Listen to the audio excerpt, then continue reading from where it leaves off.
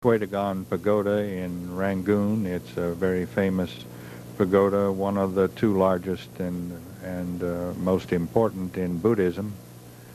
These are some buildings and Suli Pagoda in the center of town, not nearly as big but older than Shwedagon Pagoda, I'm told. It has a scaffolding around it as it was getting a new coat of gold, and this large white monument is the Independence Monument. Burma got independent from England, from Britain in January of 1948. Was Rangoon your port of entry into Burma? Yes, and here are some more scenes of Shwedagon. There's about an eighth of a mile around the base of it, and a lot of stupas and smaller pagodas that people come to. This is a Hindu festival of some sort that I was taken to. I was visiting in Rangoon with my wife, came down from Taunggyi, and one of the Fulbrighters stationed there in Rangoon said, "Hey, Jack, do you want to come and photograph the firewalkers?" And so I naturally said yes, and I was taken to this place where, in Rangoon, where these men were walking on a pit of hot coals. You could roast an ox over that pit. And it was that hot, and I was not very far from it. They had a kind of a fence around it and allowed anyone who wanted to with a camera to come in and take pictures while this was going on. Some of the people going across carried children with them, and some of them were quite young. And they also were sticking things that looked like knitting needles through their cheeks and tongues, and carrying objects around supported by needles stuck in their flesh. I was told it was some kind of Hindu festival. I may at the time have been told much more than that, but that's all I can remember now. Do you recall the significance of the marigolds that are worn? No, I don't. And here's an instance where a person is carrying a child across it. Yeah. And this again is Suli Pagoda. It's quite impressive, really. It's the highest structure in Rangoon. It's built on a hill, but still it's very high. During the Christmas holidays, when Mrs. Shantz and I came down from Taunggyi and stayed with another Fulbrighter in Rangoon, we were taken to a Thai cultural performance, a commission from Thailand, composed of dancers and thespians of one sort and another, performed in the auditorium. Was an outdoor auditorium for the I would say a good many of the people there were members of the foreign embassies in Rangoon. It was very impressive. It was held at night, and consequently the color film didn't show up very well because there wasn't quite enough light. But it was a cultural festival put on by the Thai government in recognition of the friendship between Thailand and Burma. And there were many Burmese dignitaries as well as all of the staffs of the foreign embassies located in Rangoon at that time. Some of these dancers were performing monkey dances, I was told, and another was a bird dance, and accompanied by music.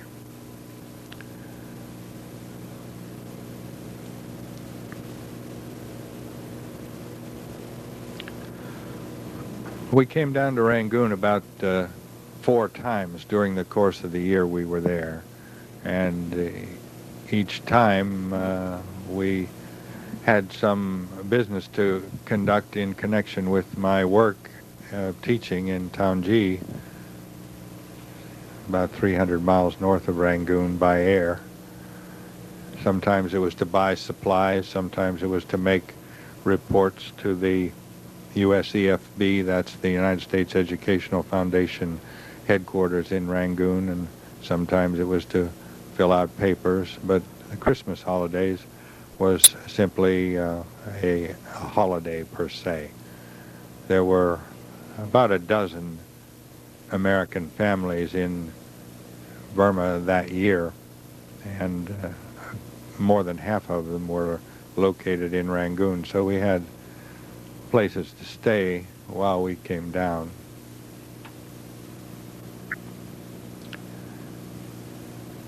As you can see, black and white shows up a lot better, being a little faster film. There's no light other than the stage lights there.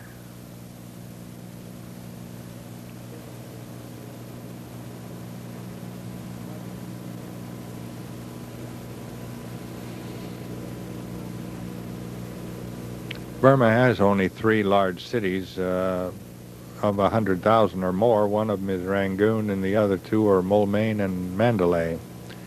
I never got to Moulmein, but I did get to Mandalay, as you'll see in some later film.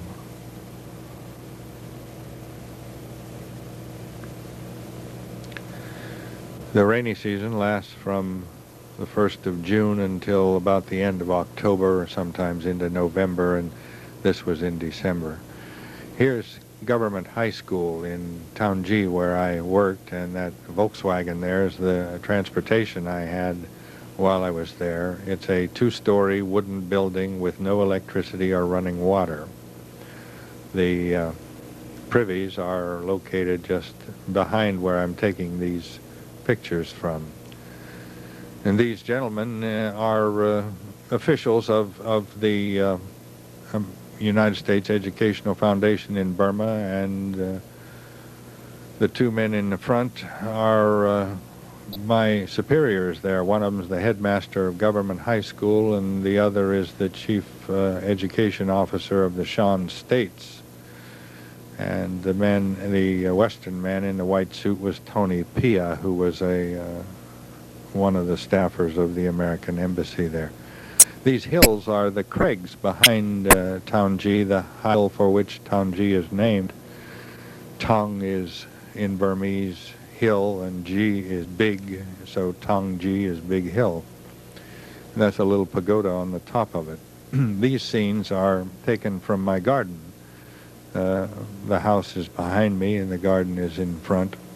And as you can see, the house is up on the hill above the town, and the town is up on an escarpment above the valley below, where Inle Lake is located. We had quite a nice view and quite a nice house. There was another Fulbright couple living upstairs.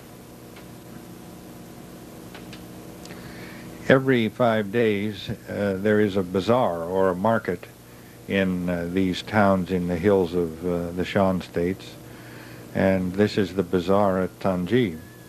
It doesn't have anything to do with the week. It's just every 5th day, and it's a time when all of the hill tribes from the surrounding area bring their produce in, fruits and vegetables, as well as handicrafts that they've made, like baskets or clay pots. And it's a day when everybody does their shopping, because very few people have any kind of refrigeration. So they buy their meats and vegetables and eggs and things like that every 5th day, as our cook, Joseph, did. And we always had fish for supper on Bazaar Day because we knew it was fresh. The people that you see with the black costumes on are members of the local hill tribe called Taunggyi, or Pao, P-A-O.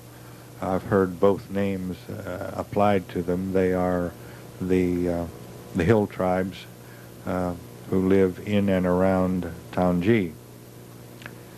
And there are many other kinds of people in these scenes, some of them Hindu, some Muslim from India, some Shan, some Burmese, some Mon, and Karens as well. But the local hill tribe, most of the farmers then are are these Taunggyi people. There was an American couple lived about 12 miles out of Taunggyi. The Hackett's, Bill and Marion Hackett, they were Baptist missionaries to these Taunggyi people. And Dr. Hackett has, he wrote his doctoral dissertation on the Taunggyi. I think it's probably available someplace in the library. But they wear, the women at least, wear black predominantly, and they wrap their heads with Turkish towels. I bought one in a bazaar later on during my year there and noticed that it was made in England. They're very colorful. Is it the case that the women are predominantly market women and men the agriculturalists? Yes. The women apparently do the business, at least the market business, the bazaar business. Very few men are engaged in selling. And I noticed this was true all over the Shan states at bazaar time. The men do some shopping, as this fellow is buying some bananas there. But the women are the sellers, the stall keepers, so to speak. And that's even true of some of the permanent shops around that area.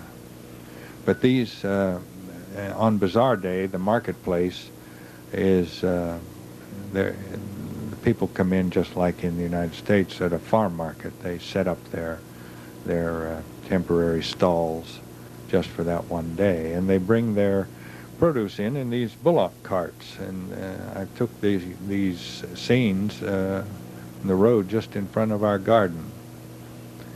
And it's early in the morning. The sun is to my back, and they're coming in with cartloads of produce to sell at the bazaar. I noticed things like peanuts, which they call ground nuts, and all manner of fruit. Citrus grows there in the Shan states. Strawberries. We had some of the best strawberries I've ever eaten all winter long. By winter, I mean from the dry season, about November on through March. With these color shots, you get a chance to see that even the Taunggyi ladies like to add color to their costume by wearing colorful headdresses. Most everybody has something on their head, at least and they don't have any pockets in those skirts, so they all carry these Shan bags.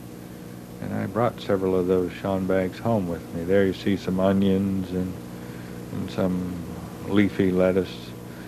This chap is dressed up in a clown costume, and he's doing a sword dance, not a very good one, but he's just practicing before a procession that he's going to lead at Government High School. Every time there is a religious festival or holiday, they have some kind of parade or procession. And I'm not sure what the significance is of his uniform, but he's practicing his sword dance as he will perform it. But this particular festival was held at the end of Buddhist Lent, called the Festival of Light, and it occurs sometime in October or early November, depending upon the phases of the moon. And one of the things that they do in Taunggyi is they all march down to the center of town and send up papier-mâché balloons that they have made by hand, and they use hot air to provide the lift. And this is a group of students from Government High School carrying gifts to the Taunggyis, the Buddhist monks. And they all go to the monastery first and give the gifts to the monks, and then they go to the center of town to the marketplace and send up these balloons, as you'll see. And it's sunny in the dry season, so a lot of the people use umbrellas to keep the hot sun off. There you can see one of the balloons wrapped up there. What's the significance of the gentleman on the right here bearing the two flags, the red one and the blue one? I don't know.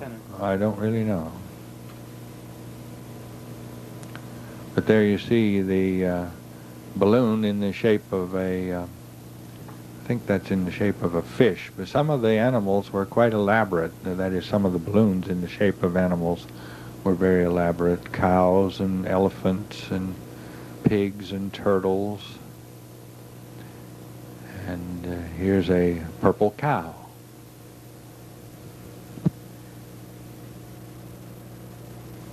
They launched it off pretty good, but it, as you'll see, got hung up on a wire and burned up right there. The little blonde boy in the foreground was Wallace Roby, the other Fulbrighter's son, about 4 years old. There aren't very many blondes in Burma. These fellows are young boys who are in the monastery for a period of time during their early life. Some of them stay, but most of them leave after a while. That lady's carrying a week's supply of rice, probably. Here's another balloon that never made it. They were successful with some, however. But everybody comes down and has a good time. They cheer when the balloons burn up on the wires.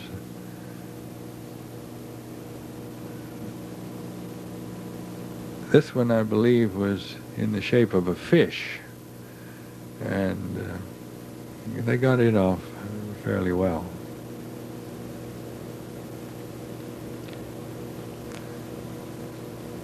They seem to have a kind of a contest, different groups, and you can see people celebrating there.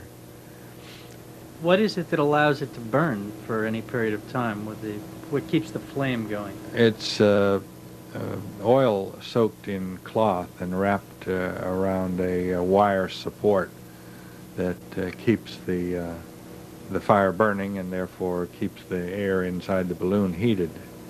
This was the great success of the day, really. It was a papier-mâché balloon made in the form of an elephant, as you can see, quite an elaborate thing.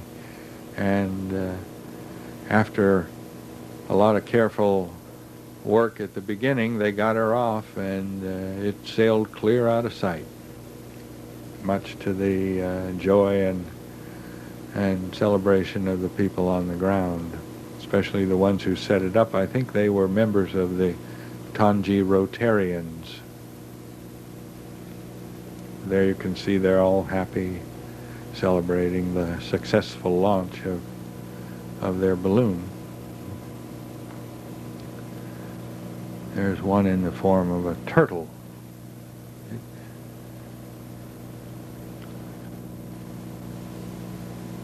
And another purple patchwork cow that never made it. Apparently the cow shape wasn't too aerodynamic. Taunggyi, being situated where it was frequently a place where visitors to Burma came. By visitors, I mean official visitors like Khrushchev and Bulganin, and U Nu, the premier, came up to Taunggyi. It's the elevation is just under a mile, and so it's nice and cool there in the hot season. And these people are all lined up waiting for the arrival of the premier at that time, U Nu, who was coming up for a 2-week holiday, as I remember, between the visits that he made to the United States in 1955 and to the Union of Soviet Socialist Republics at a later time. And they paid a return visit while I was there in Taunggyi. And U Nu came. We were advised the night before by loudspeakers on trucks to turn out in the morning at dawn and greet the premier. And so by we, I mean everybody in town. And so everybody in town did turn out. Some groups together. These boys in the white straw hats are some of my students from Kambaza College. That's their uniform. They wear blue blazers rather, and gray trousers, white shirts, and white straw hats. some of the Indian Sikh population there. That's the flag of the Union of Burma at that time. I understand it's different now. There's the headmaster of Government High School, U Tsun Han, who was also the science master. And I taught some of his classes while I was there. These two ladies, dressed in classic Burmese fashion, are they're holding those flowers, bouquets, waiting to present them to the premier upon his arrival. They're very patient in Burma. That whole crowd waited around without too much fuss for a couple of hours. The planes don't fly at night in Burma, so the airport is some 22 miles away. So when the premier's plane landed, he was still pretty close to an hour away by motorcade. But he finally did arrive, and he came in the Home Secretary's Pontiac station wagon.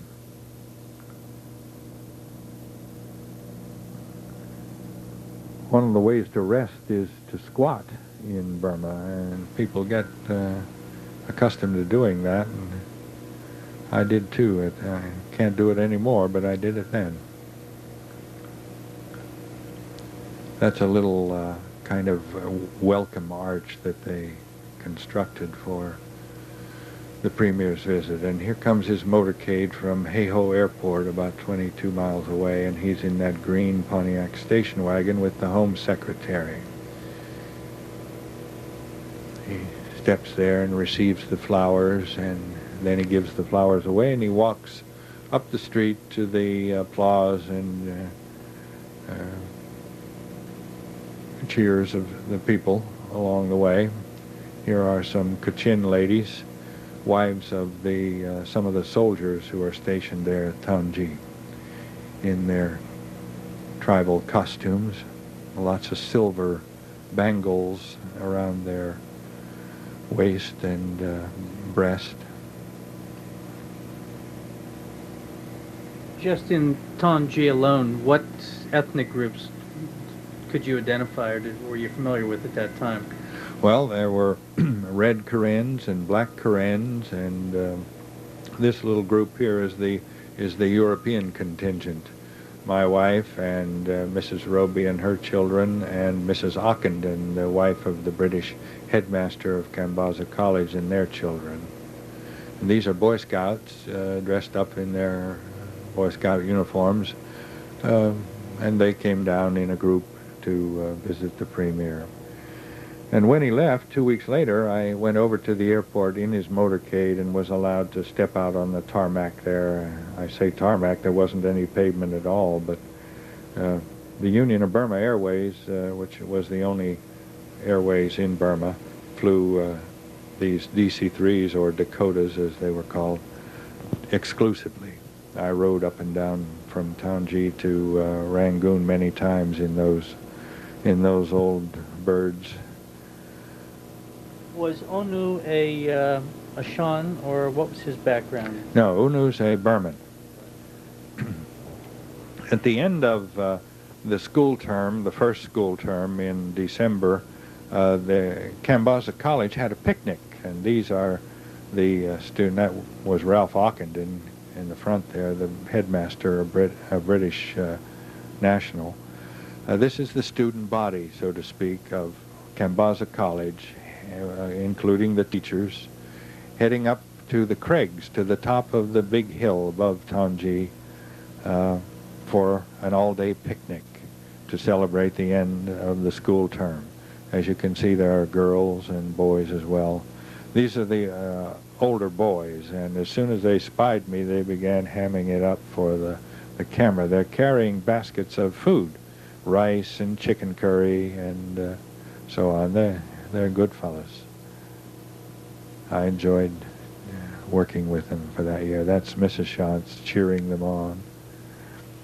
When they got to the top, they formed a big circle after they took their shoes off and went over to the pagoda and said a few prayers. Then they formed a circle and passed two stones around, and The fellow in the middle was playing his harmonica, and whenever he stopped, whoever had the stone had to get in the middle of the circle and perform. It was kind of a game. Some of the boys did what they call cockfighting, C-O-C-K, cockfighting, where, as you can see, they hopped around on one foot holding the other and tried to knock each other off balance. And they had a good time with this. Is actual cockfighting a fixture of the local cultural scene there? No, I never saw it at all. I don't know really how they got this name. Some of them are quite good athletes, and Kembaza College had a very respectable soccer team. They called it football, but it was soccer. Mr. Roby and I tried to teach them how to play softball, and they took to that pretty well after they learned not to stop the liners with their feet. This is a canal from one of the villages on the Inle Lake.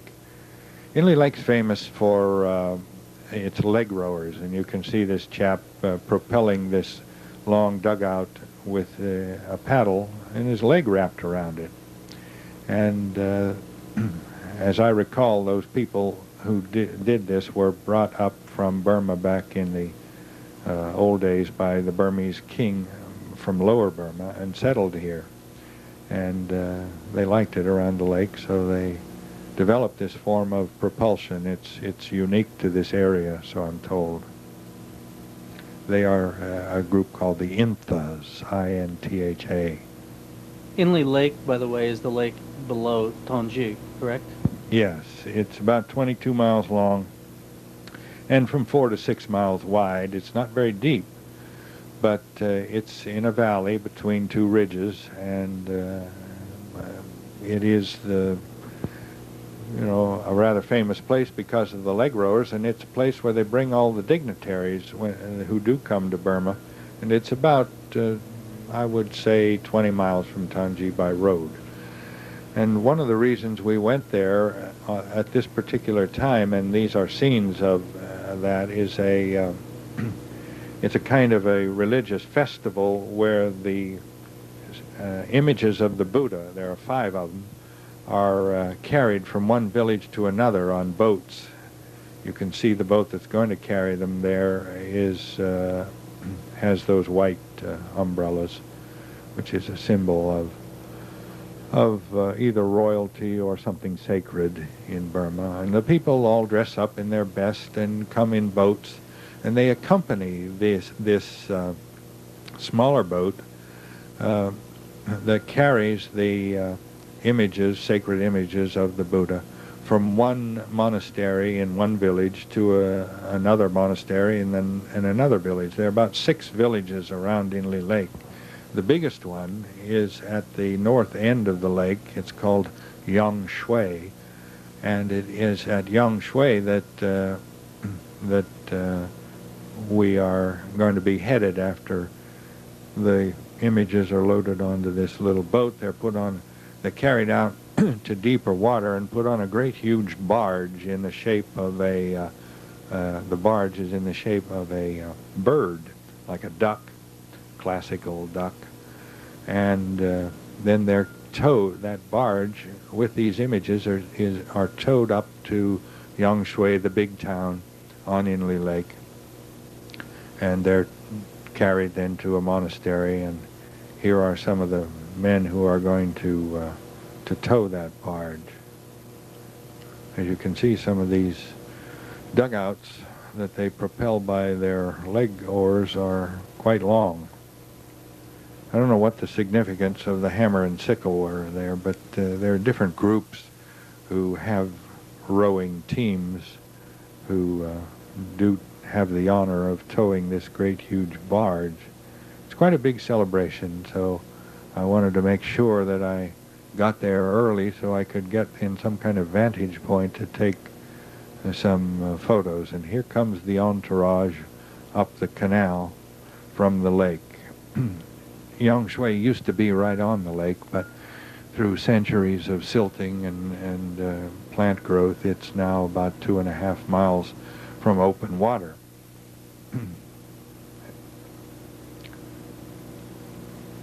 You can see the big barge with a pagoda-like structure in the middle of it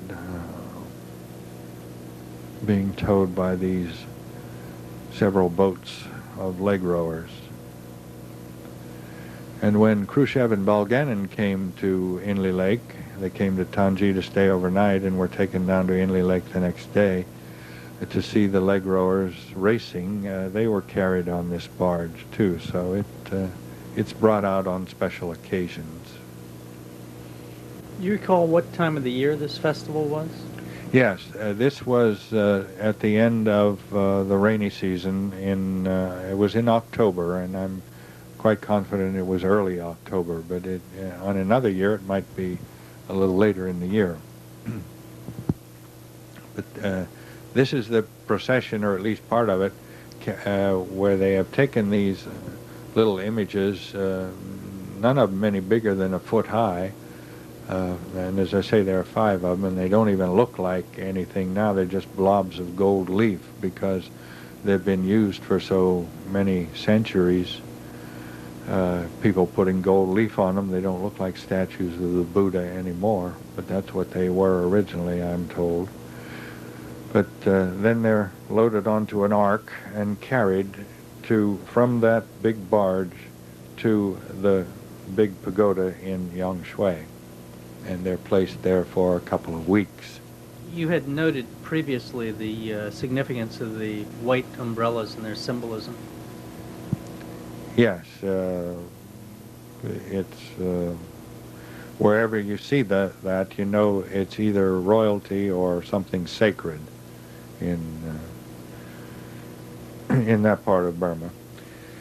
Since the villages on Inle Lake are all on stilts, all but Yangshui, they have their bazaar day in boats, and so this is a floating bazaar, so to speak, with sugarcane, sandalwood. I see peppers there, and some kind of green leafy stuff, onions, bananas.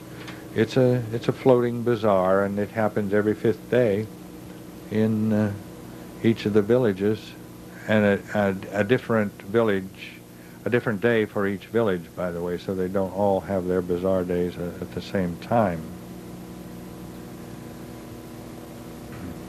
Inle Lake's an interesting place. If Burma were open to tourists, this would be the place where the tourists would certainly come.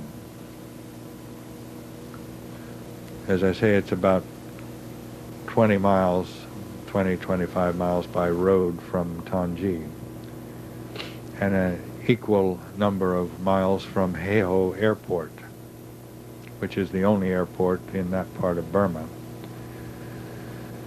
This chap is carrying mud. He's cut it from the shore, and he's going to take it out to his house and build a garden. So, as I say, the water's quite shallow. This net has gone clear down to the bottom, and they'll lift that and catch a few fish, hopefully, at each net set.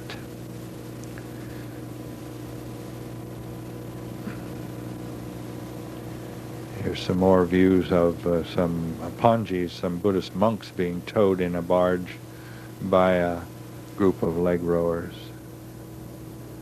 They have a kind of a coxswain who counts cadence for them to make sure they're all together, and they do quite a good job. He beats a drum. Here's some young boys in monks' uniforms.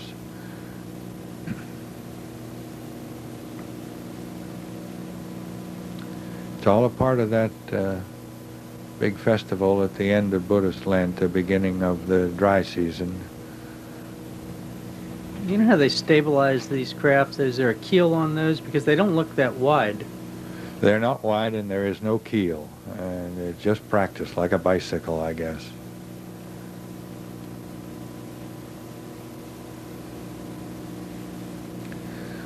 The canoes, or that rather the boats that I was in and on, were no wider than a say a 14 or 16 foot canoe.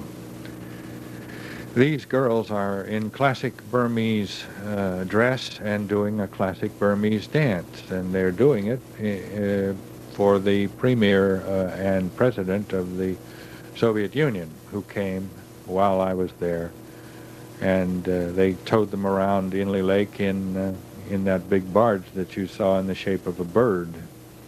And this is out in the middle of the lake at the rest house there, and everything is either floating or on pilings. It was quite a big day, and there was a huge press. By huge, I mean at least 30 or 40 or more photographers and correspondents there, following Khrushchev and Bulganin around.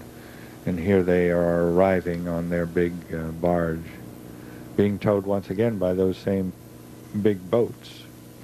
One of the things they did to entertain them was to race.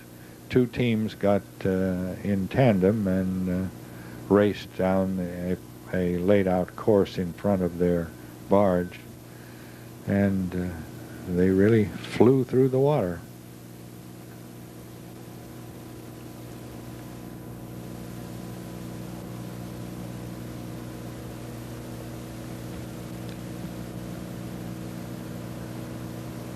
As I recall, there were about 6 or 8 teams, and 2 of them were women, and there you see them there. Some of them in blue longies, skirts, and the other in pink. And you can see the coxswain in the middle of the boat sitting down there. These are chintis, or lion dogs, that guard the entrance to pagodas. And you see them all over Burma, and this is where I photographed those. This is Mandalay. These scenes are taken from the top of Mandalay Hill, the location of some bitter and long fighting in World War II between the Japanese and the British. But the Japanese were successful in taking most of Burma, and then a couple of years later the British and the American and Chinese came back in. This is a standing Buddha, as you can see. It's unusual. Most of the Buddha statues are in a sitting position, but this one is standing. It's very impressive, and it's at the top of Mandalay Hill.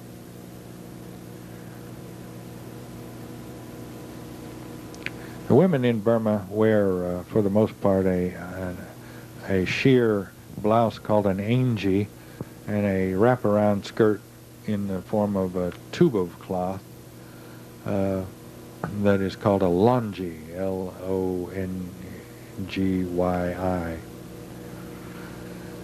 These scenes are taken of the Irrawaddy floodplain upon which Mandalay is built. From the hill, you can see the Irrawaddy in the background. From Kipling's song, The Road to Mandalay, obviously the road was the Irrawaddy River, and those are rice paddies on the floodplain in various stages of growth. We took this trip to Mandalay and up to Lashio and further up to the Chinese border at Nam Kam during the semester break in January, between the first semester, which ended the 4th of December, and the second semester, which started about the 19th of January. This is in Sagaing. I'm told this was a very ancient pagoda or stupa, much older than that one you saw in Rangoon called the Suli Pagoda.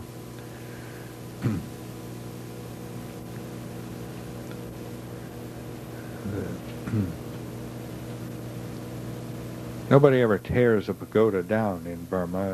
If it's built, it just, the people who build it just, they die and it goes into disuse, but they don't ever tear it down. These are Shan people up on the Chinese border. There are just as many Shan people living in Yunnan province of China, I was told, as there are in northeastern Burma. And just a river separates the two countries. And I went up there, Mrs. Shantz and I, to stay with Gordon Seagrave, to meet him and talk with him, the Burma surgeon. He founded a hospital in North Burma and established a nursing school. Seagrave has written a lot about his work in Burma. He's dead now, but he was born there, the son of Baptist missionaries who themselves were born in Burma. But he was educated in the United States, went to Johns Hopkins Medical School, and died in Burma as he told us he was going to do. This fellow is tattooed over his torso and arms, and he's doing a Shan dance. Their music accompaniment is cymbals, gongs, bamboo clappers, and drums. Occasionally there might be a wind instrument, a horn of some sort. The name of this village again was Nam Kham, Namkham, and it's right on the Burmese-Chinese border. Just a little bit west, say 4 or 5 miles west of where the Burma Road crossed into China from Lashio to Kunming.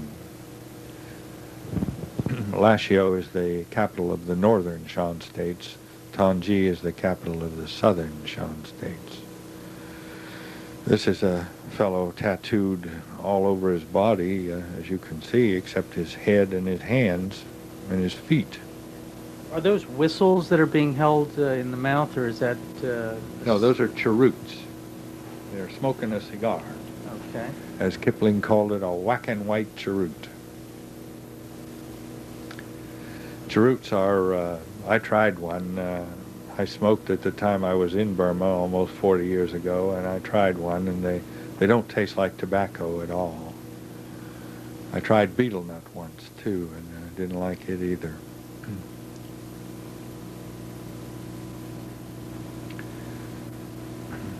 But if you look at these, the faces of these people, they look very Chinese, and they are.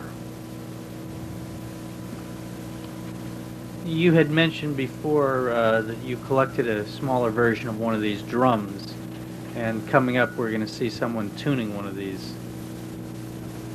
Yes, I was able to watch them. He's pulling straps to tighten the head, just as you would on a snare drum in this country, and then they place beeswax on the drum head to give it a different tonal quality. These buildings are made of river stone that the natives gathered together, and it's the hospital that Gordon Seagrave had built. He had this hospital built before World War II, and much of it was destroyed and in the fighting in that area, and so it was rebuilt. And we stayed with him 2 or 3 days in a room for guests in the hospital. And these are some of the patients who are there. He operates all morning, just about every day, for goiter primarily. There's a lot of goiter in that part of the world. And I don't know what tribe these people are, but they come from both sides of the border, from China and from the Shan states. And he established and still ran while we were there a large school of nursing. Shan girls seemed to take to nursing very well. And he had a couple of European doctors with him and one Indian. That lady that you just saw there had bound feet, and I wanted to get a close-up picture of her. There's the sign for the hospital, both in Burmese and in English. There's Dr. Seagrave. He was, I would say, in his early 70s at that time. And quite an interesting fellow. That's the border marker between China and Burma. That's a river valley, and the river in flood, Mrs. Shantz is looking there at the marker. The the river in flood will change its course, so the marker stays where it is, even though the river at times is on one side or the other of it. This is back in Taunggyi. It's Independence Day, and that's the Gurkha band performing. This is a ceremony of Hindu origin, I think, where they lop the heads off of animals, and a good many of the soldiers in the army there in Burma, in Taunggyi rather, were Indians of the Hindu variety, and they had this festival, and people thought I ought to come and see it and take some pictures of it, so I did. And there he whacked the head off a goat. These animals, after they're sacrificed like this, is the meat then distributed to people at the festival? Yes, it's immediately cooked and eaten during that time, and what's left over is distributed. Sort of the highlight of the ceremony was the sacrifice, killing of a water buffalo calf. And there you see him being readied for his slaughter. And the chap that is to do it, I was told, was sent off to meditate for several days, and he fasted and prayed and prepared himself for this particular event. And when he was successful in carrying it out, the colonel, the commandant of the military police, put some sort of honorary cap on him. And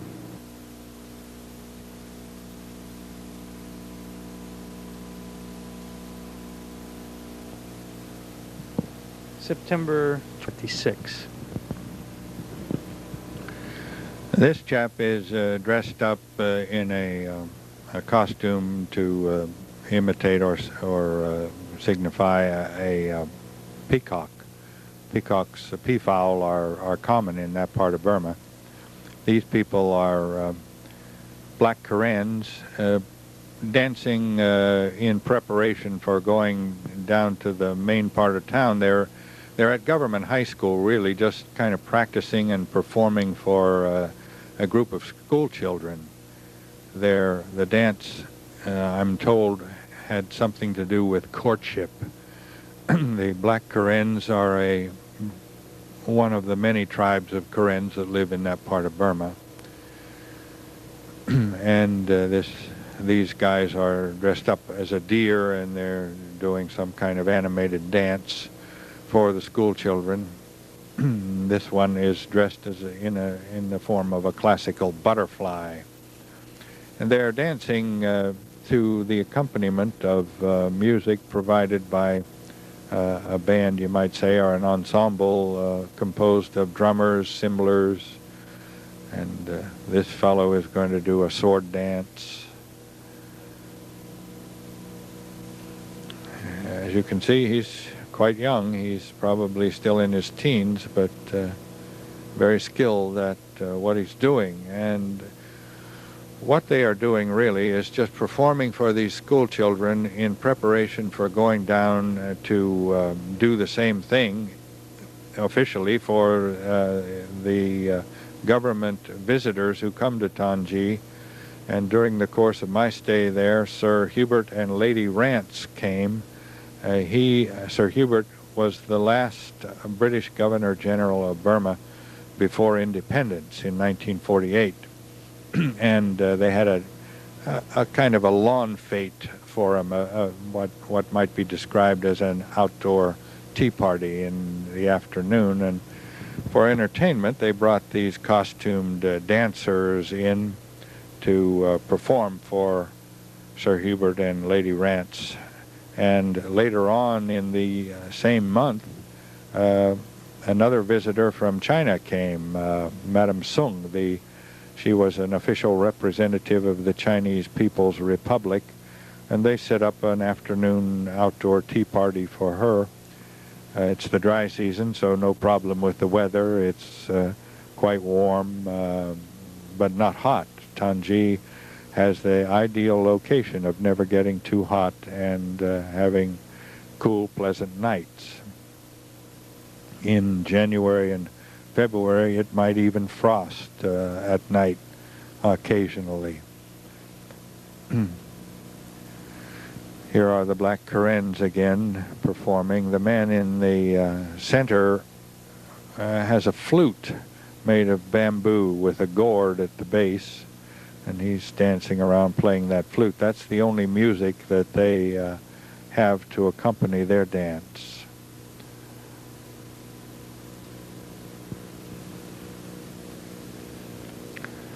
I think I mentioned once before that I was told that the dance had something to do with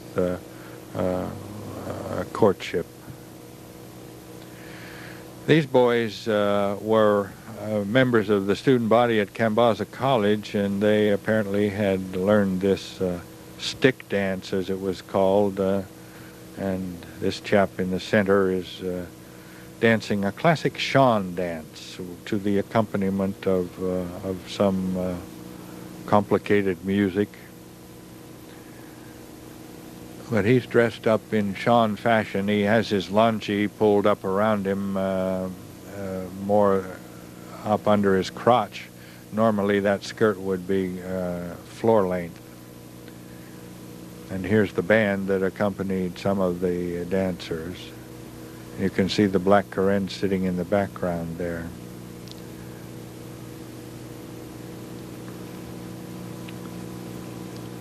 And the men in their deer costume performing to the accompaniment of a percussion band.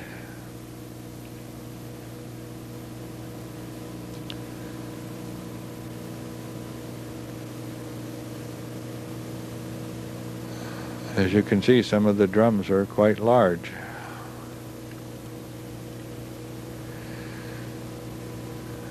The drum there has the same general form as the drums that we saw among the Kachin, was it, up in the village you visited?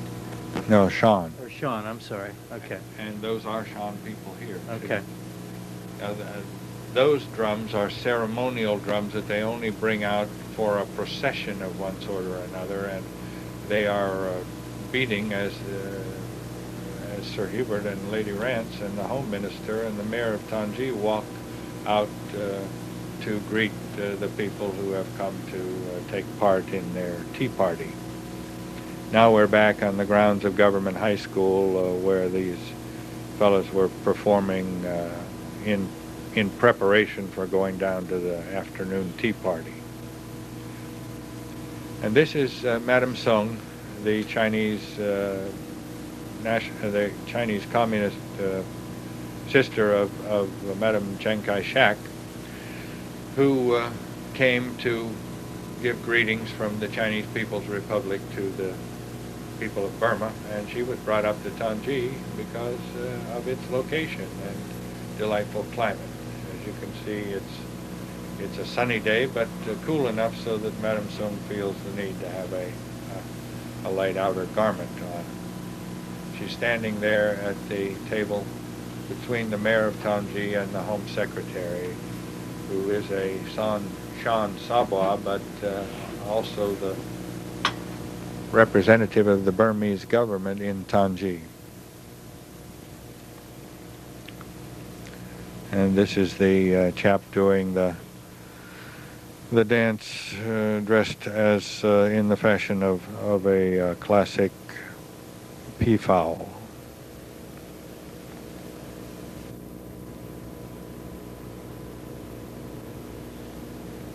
And with him the little butterfly.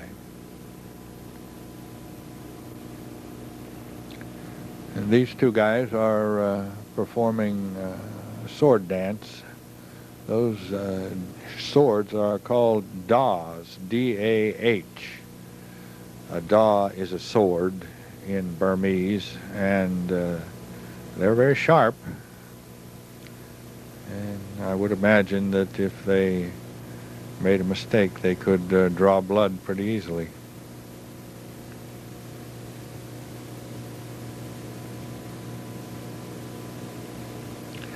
Shan men quite often wear those baggy trousers instead of a skirt.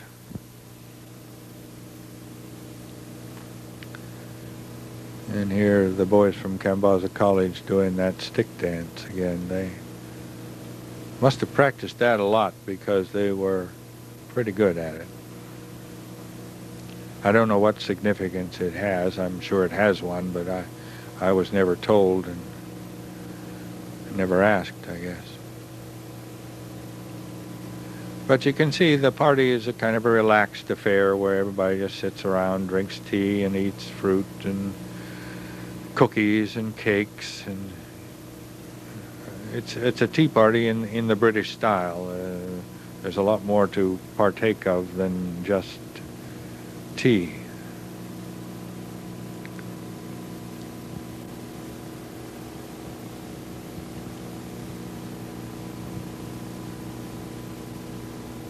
These open park-like grounds are right in front of the government building in Taunggyi, sometimes used as a parade ground, and those are pine trees, so you get some idea of how subtropical Taunggyi is.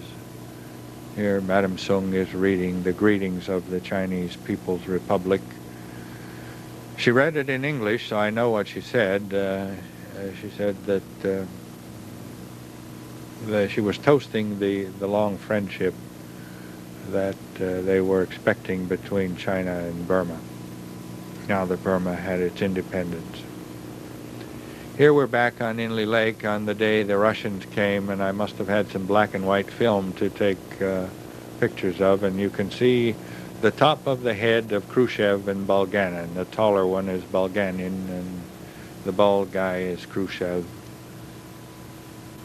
They did not invite Mrs. Shantz and I or the other American couple to their any of their the festivities that would have brought us in close contact with those Russian leaders.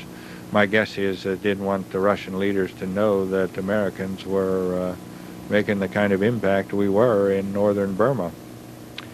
These boys are playing chinlon. It's a hollow cane ball, and there's no scoring or winning. They just do it, try to keep that ball up in the air using their feet, trying never to touch it in the course of the game. And as you can see, they get to be quite skilled. I've seen African boys do this with a little leather ball. Chinlon, chinlon. Is there a kind of a rule about keeping it within the concentric circles there, or is that what does that signify? I'm not sure, but I would guess that there is some out of bounds there. So yes, after the rainy season's over, it's harvest time for the rice paddies, and that's what these folks are doing. They're threshing rice over some bamboo poles, beating the rice stalks. The location here is? This is, I believe, Kengtung.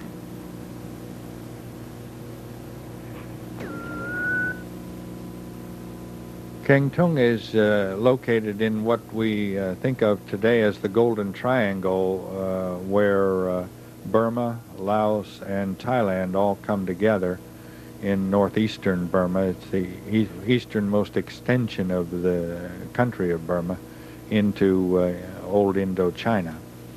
And these are school children. Because Mrs. Shantz and I were school teachers, and they knew it in Burma, every place we went, they always took us to visit the schools, which we enjoyed. And in this particular part of Burma, it's customary for them to start the school day with a series of calisthenics. And so I took some pictures of that. This is early morning, shortly after dawn. As you can see from the shadows, the sun is still pretty low, and the they do this first thing in the morning before they have their classes, and that's their school building in the background with a thatched roof and a woven bamboo sides. And once again, this is in the area, the general area of Kengtung. We were the guests of the PEO's sister, Sao San Fong. The location of this, by the way, is on the bank of the Salween River, just about 40 miles, 50 miles perhaps east of Taunggyi. I went there with the commandant of the military police, to collect some fish for the Smithsonian out of that particular river. And these boys playing Chinlon here and not doing such a good job of it are members of the military band. They're Gurkhas.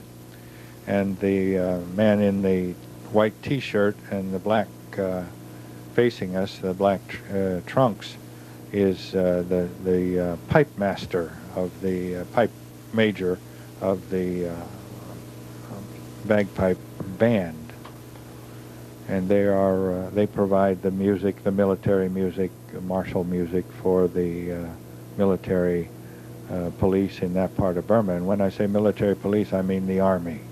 They're called military police in Burma, but they are actually soldiers. And they do act as police in that part of the country. They're the only police. That's the Salween River, and there is one bridge over the Salween River in that part of Burma, and you're going to see it in a minute here, and that's why the soldiers were there, to guard it, because this country is, well, that's the old bridge left over from World War II that was destroyed then, but the new bridge is several hundred yards upstream. There it is. And the soldiers are there to guard that bridge, to keep it out of the hands of the insurgents and the KMTs and any rebel groups that might be present there.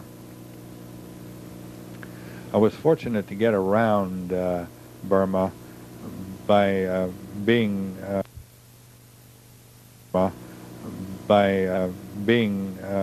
friend of the colonel, the commandant of the military police. I met him in the golf club. Here we're back in Kengtung, and those people are Lisus coming to town. Or I'm sorry, they are not Lisus, they're Ekaws, E-K-A-U, or E-K-A-W, it's sometimes spelled.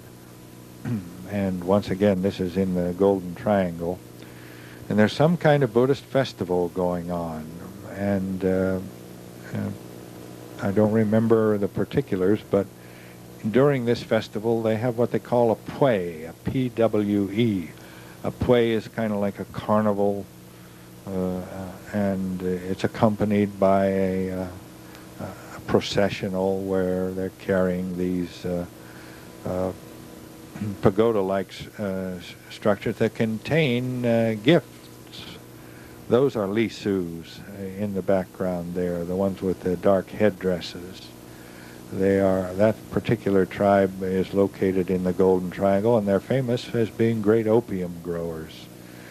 And here again you see the white umbrellas because the Sabwa is coming by, the big hereditary chieftain of that part of Burma with his own personal army, who are, by the way, Gurkhas.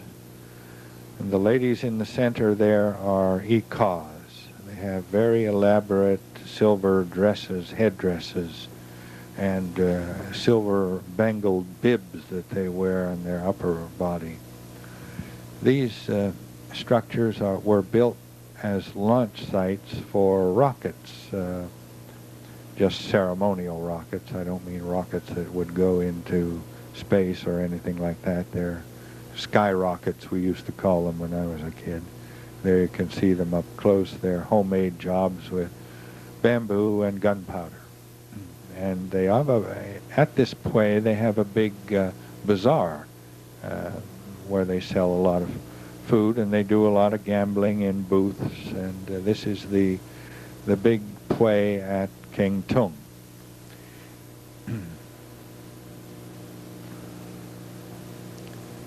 It's here's a group of ikas coming into town, women and young girls, and when the last one in this group spies me, she ducks out.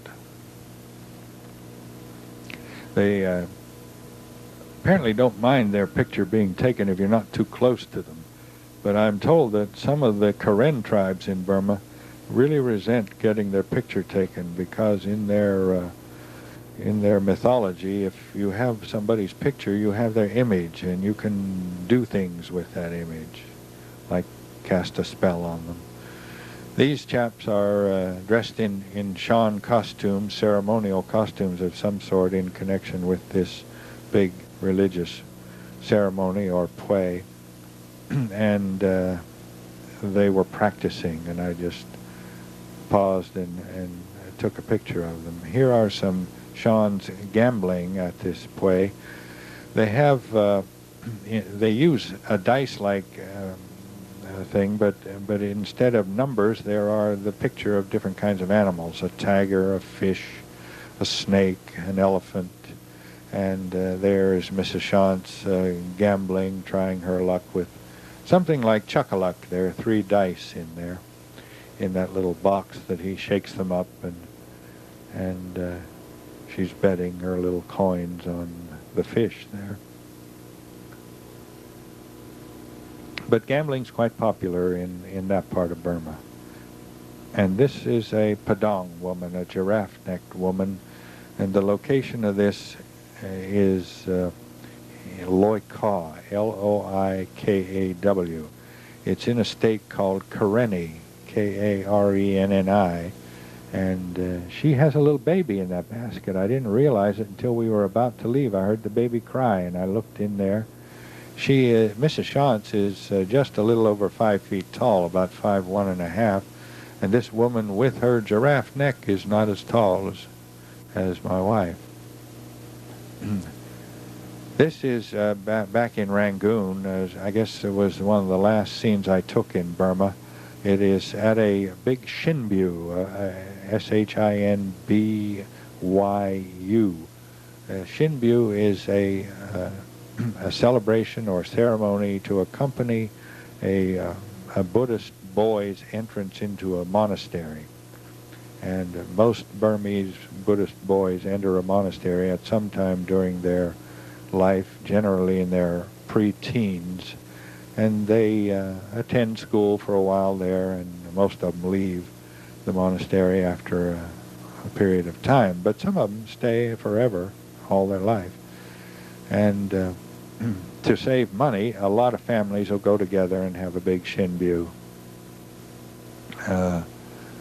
But the rich families would have a big Shinbyu just for their one son. This was a big multi-family Shinbyu, big celebration where the aunts and the uncles and the grandparents come. And I guess we're jumping around. This is back in Taunggyi on Independence Day, July 4th. I'm sorry, January 4th. I got mixed up with ours. This is the Gurkha band, the pipe band. They know all kinds of Scottish airs, and they were entertaining the people on the day when Burma celebrated its independence. Burma got independence from England in January 4th, 1948.